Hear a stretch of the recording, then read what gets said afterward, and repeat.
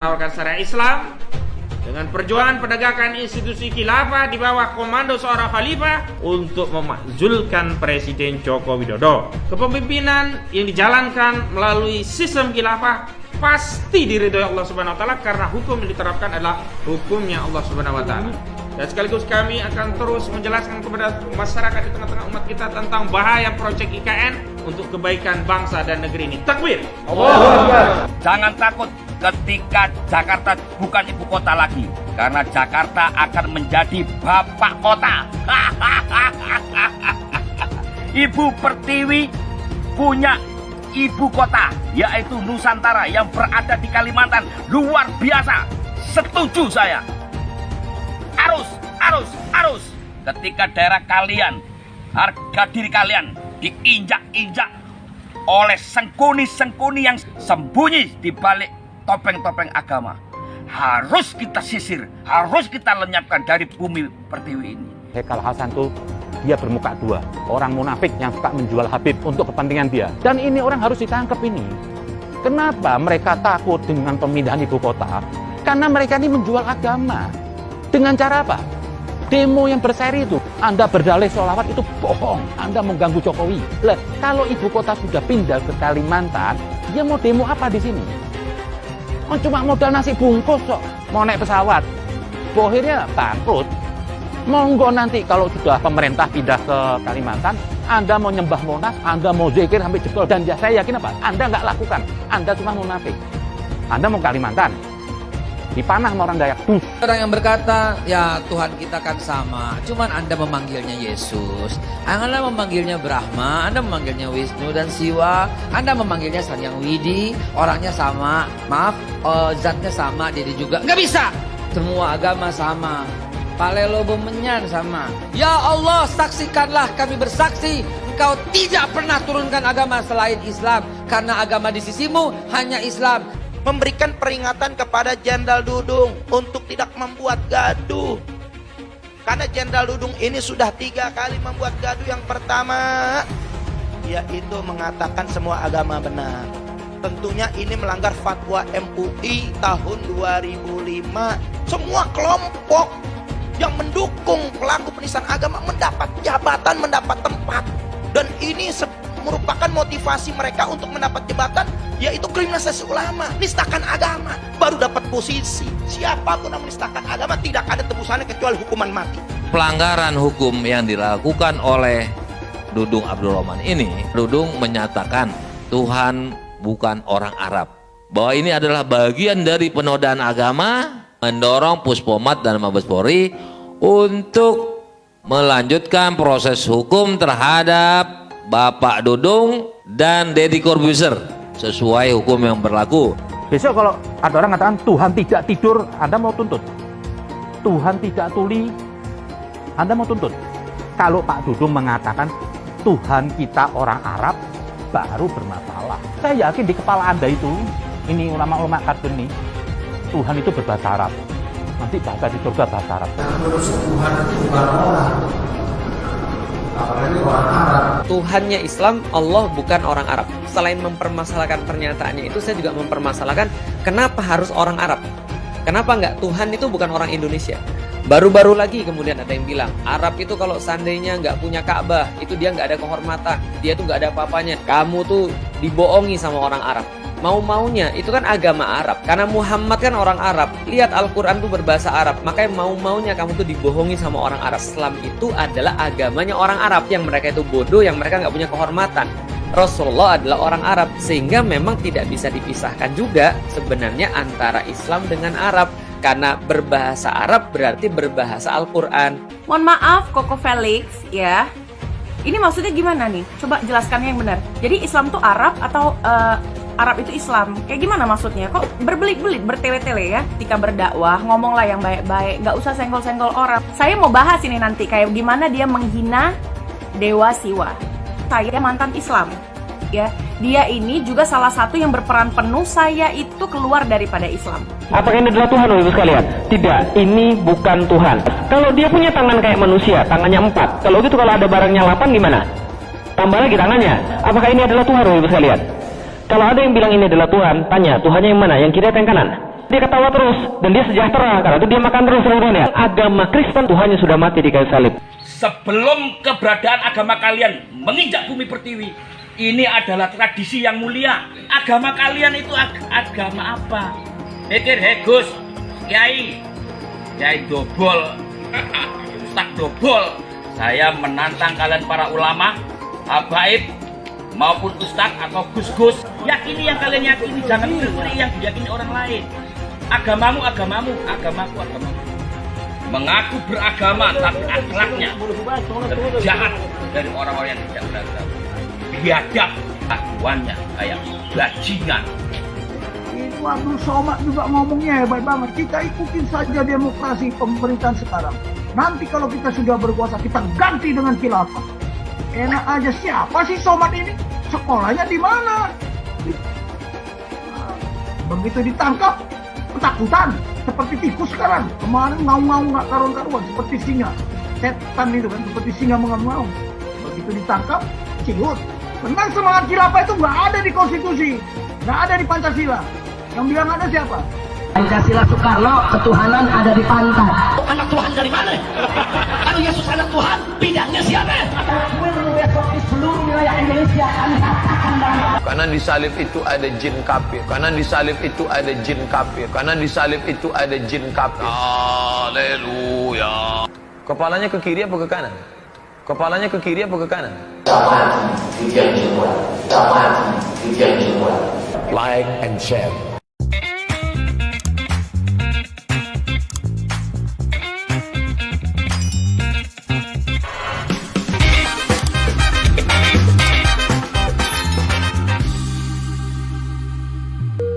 Video ini hanya untuk mereka yang punya logika.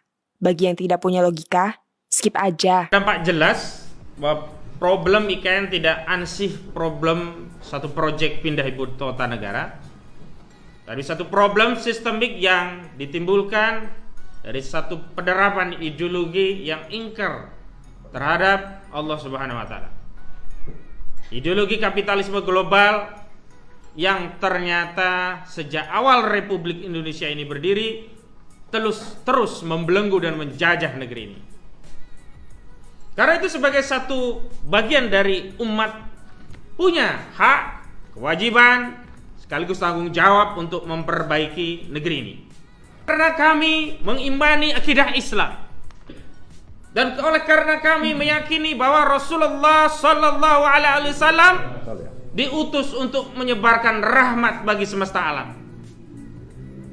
Dan oleh karena ada kewajiban yang kami yakini bahwa menegakkan syariat Islam adalah perintah langsung dari Allah Subhanahu wa Ta'ala. Dan sebagai umat yang meyakini akidah Islam, kami tanpa ragu, tanpa tedeng aleng-aleng, dengan tegas menawarkan solusi Islam. Karena sejatinya bangsa ini telah berulang kali diterapkan sistem yang bukan berasal dari Islam, tetapi nyatanya sistem itu lagi dan lagi menimbulkan kemudorotan, lagi dan lagi menimbulkan kesengsaraan. Setiap pergantian rezim yang terjadi hanyalah pergantian penderitaan dari satu rezim ke rezim berikutnya. Karena itu kami dengan terbuka menawarkan syariat Islam dengan perjuangan penegakan institusi khilafah di bawah komando seorang khalifah untuk kebaikan bangsa dan negeri ini. Takbir. Allahu Akbar.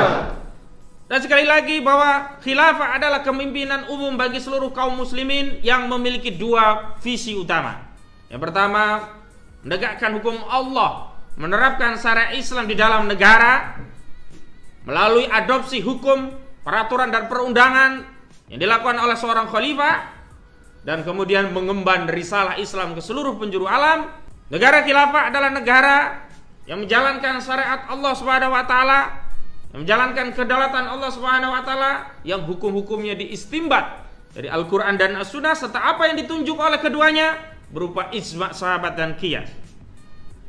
Karena itu kepemimpinan yang dijalankan melalui sistem khilafah pasti diridhoi Allah Subhanahu wa Ta'ala, karena hukum yang diterapkan adalah hukumnya Allah Subhanahu wa Ta'ala. Dan alam semesta, manusia, kehidupan, ini adalah ciptaan Allah Subhanahu wa Ta'ala.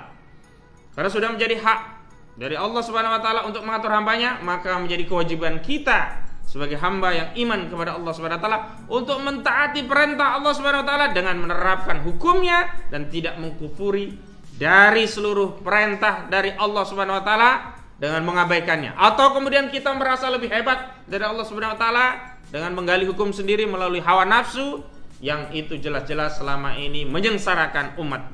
Kami siap untuk berdiskusi menjelaskan solusi-solusi Islam baik untuk urusan IKN dan solusi yang berkaitan dengan problem-problem kebangsaan lainnya. Bangsa ini butuh alternatif solusi yang selama ini justru boleh jadi ditunggu-tunggu oleh umat semuanya. Dan insya Allah dengan mengambil solusi Islam, umat dan bangsa ini akan kembali kepada kejayaannya, akan kembali menjadi khair ummah, dan akan memimpin umat dan bangsa yang ada di dunia. Dan sekaligus kami akan terus menjelaskan kepada masyarakat di tengah-tengah umat kita tentang bahaya proyek IKN, karena sejatinya proyek IKN hanya menguntungkan oligarki. Takbir. Tindakan inkonstitusional yang dilakukan oleh Presiden Joko Widodo adalah konfirmasi pelanggaran konstitusi yang telah dilakukan Presiden, yakni Saudara Joko Widodo. Oleh karenanya DPR dan MPR semestinya segera memanggil Presiden Joko Widodo sekaligus melakukan serangkaian tindakan persiapan untuk memakzulkan Presiden Joko Widodo. Jangan takut ketika Jakarta bukan ibu kota lagi, karena Jakarta akan menjadi bapak kota.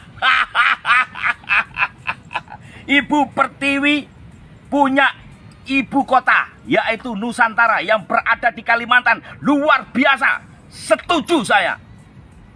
Arus. Mulai hari ini kita lawan para sengkuni-sengkuni yang berkedok agama. Kelompok-kelompok radikal, kelompok-kelompok ekstrim yang mencoba mempecah belah persatuan kita. Mari kita contoh putra-putra Kalimantan yang bersatu menyingkirkan kutu-kutu yang merusak negeri ini. Menantang untuk mencari orang-orang yang menistakan Kalimantan, yang dianggap sebagai sarangnya setan, tempat pembuangan anak jin, sarangnya kuntilanak, sarangnya genderuwo. Orang tersebut dengan kroni-kroninya harus segera ditangkap. Bangga dengan putra-putra Borneo yang bersatu ketika daerah kalian, harga diri kalian diinjak-injak oleh sengkuni-sengkuni yang sembunyi di balik kedok partainya, sembunyi di balik topeng-topeng agama. Harus kita sisir, harus kita lenyapkan dari bumi Pertiwi ini. Pancasila harus berdiri kembali tegak. Kita boleh berbeda kepercayaan dan keyakinan, tapi Bhinneka Tunggal Ika dan Pancasila harus ada di dada. Kita bantu TNI, kita bantu Polri dan pemerintah. Karena TNI dan Polri adalah pilar negara ini. Budi pekerti adalah ajaran yang mengajak orang-orang untuk hidup damai, mengajari sopan santun, beretika, mengajak semuanya. Mari kita tegakkan Pancasila. Adilkah Talino? Bajuraminka? Saruga? Basengatkah? Jubata? Arus. Berapa gelintir orang nih bagi saya munafik, tapi akhir-akhir ini sok bijak lah. Seperti Haikal Hasan pertama. Ini orang bermuka dua. Hati-hati saudara-saudara semua sebangsa. Jangan dengar ini orang ini. Ini kalau di zaman Nabi ini namanya Abdullah bin Ubay. Dia adalah seorang munafik. Dia bertopeng sana kemari. Nanti waktu dekat Nabi, dia berlagak sebagai orang yang taat agama. Tapi di luar itu, dia ingin memfitnah, menggerakkan orang supaya makar kepada Nabi. Inilah Haikal Hasan. Saya tahu dia, ini manusia licik ini. Gerombolan dia tuh gerombolan orang yang gak suka dengan pemerintah. Yang ingin mendapat kekuasaan dengan cara-cara licik. Nah, siapa itu corongnya? Ini Haikal Hasan. Jadi jangan pernah dengar inilah perilakunya Haikal Hasan ini bagi saya ini orang munafik, orang bermuka dua. Jangan pernah dengar dia pura-pura memuja Rizik Habib, itu dia bohong. Dia ingin menjual Habib. Satu lagi nih namanya Niko Silalahi yang dadakan Dari tampangnya aja nggak intelek, serampangan, bebacot aja. Kok sok-sok membela Rizik, membela FPI, sok paling Islami. Anda ini siapa? Nggak usah ikut campur tentang Islam lah, nggak usah ikut campur tentang Rizik. Itu urusan orang Islam. Anda di sini cuma mau cari manfaat aja. Anda tuh sama Haikal Hasan sama, ingin menjual Habib kok. Ingin cari apa? Keuntungan duniawi aja. Hentikanlah Anda di sini. Jangan sampai nanti rakyat bisa marah. Jangan Anda manfaatkan suasana gini yang Anda seorang Kristen, yang terus Anda sok membela Rizik yang dia Islam. Jadi Anda dan sok-sok mengatakan Rizik tuh hebat semua tuh E21. Enggak, saya tahu. Anda sampai berani menyerang Pak Luhut juga. Saya tahu nih di belakangnya ada yang nyuruh. Ada yang nyuruh pasti, nggak mungkin si cecunguk yang satu itu pasti ada yang nyuruh. Terus satu lagi Niko Silalahi mengambil manfaat keruhnya di Kalimantan Timur. Anda sudah menghina lagi warga Kalimantan. Anda katakan warga Kalimantan dijual ke Cina. Ini bahaya Anda. Anda sudah menghina lagi orang Kalimantan. Sepertinya orang Kalimantan itu semuanya bejat. Mana bukti Anda? Kalau ada 1-2 orang itu bukan berarti orang Kalimantan. Orang suku lain banyak. Tapi jangan di sini Anda kesannya kita lagi ribut Edi menghina warga Kalimantan. Anda sekarang malah membumbui sok bijaksana ingin mendeskripsikan Cina. Anda mengatakan wanita di Kalimantan dijual untuk pemasek. Ini Anda sudah menghina lagi. Dan ini orang harus ditangkap ini. Ini sudah menghina. Terkesan orang Kalimantan ini semua mudah dijual ke Cina untuk pemasek. Sepertinya orang Kalimantan ini apa? Nggak punya akal, nggak punya martabat. Saya tahu banyak orang Kalimantan lebih bermartabat dari Anda. Ini harus disikapin ini. Edi itu bicara bukan nggak sengaja, disengaja. Ini ada sutradaranya. Saya tahu negeri ini sekarang lagi menggonjang-ganjing. Mau ke pemilu ini sama digonjang-ganjing. Setiap ada kejadian di negeri ini pasti ada provokatornya. Apa tujuannya? Untuk menghancurkan pemerintah, nama pemerintah saat ini. Dan nanti apa? Dia ingin menaikkan seseorang, yang seseorang itu apa? Berbahaya kalau memimpin negeri ini. Karena ini semua penjahat yang dipilih mereka. Saya yakin orang yang melawan Jokowi itu apa? Orang yang berbahaya semua. Gerombolan mereka, ini sindikat ini semua. Sindikat, kerja mereka Edi ini didukung apa? Tokoh-tokoh PKS. Nah, nongol lagi si Niko Silalahi. Ini besok akan nongol lagi. Jadi hati-hati dengan ini. Nah, melihat sepak terjang di sini apa? Pion-pion ini si Haikal Hasan, Edi, Niko Silalahi. Besok ada lagi. Siapa? Untuk siapa? Untuk kepentingan siapa? Di sini ada PKS. Setiap ada yang dia tolak, berarti Jokowi benar. Kenapa mereka takut dengan pemindahan ibu kota? Karena mereka ini menjual agama. Dengan cara apa? Demo yang berseri itu. Anggap 212 itu apa? Sudah kendaraan dia yang akan dilakukan sampai selamanya. Ini kendaraan orang jual agama. Lah, kalau ibu kota sudah pindah ke Kalimantan, dia mau demo apa di sini? Oh, cuma modal nasi bungkus kok. Mau ke Kalimantan, pakai getek. Kan nggak mungkin. Mau naik pesawat, bohirnya bangkrut. Kalau 10.000 orang sudah berapa duit?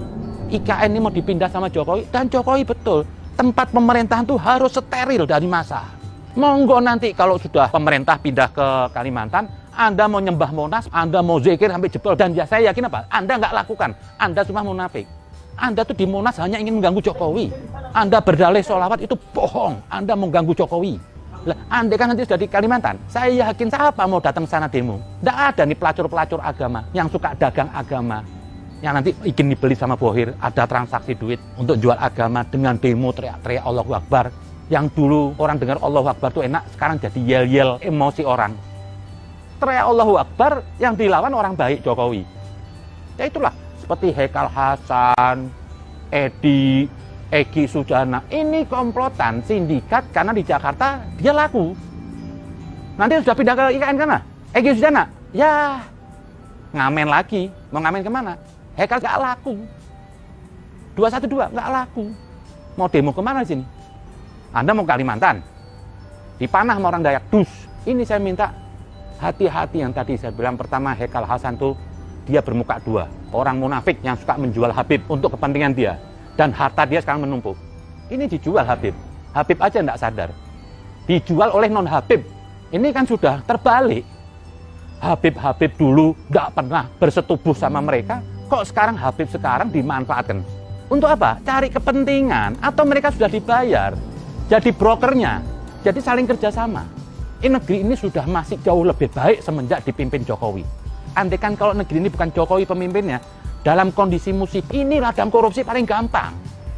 Paling enak korupsi itu untuk hal-hal yang musibah. Karena apa? Nggak bisa diaudit. Tapi untung ada Jokowi.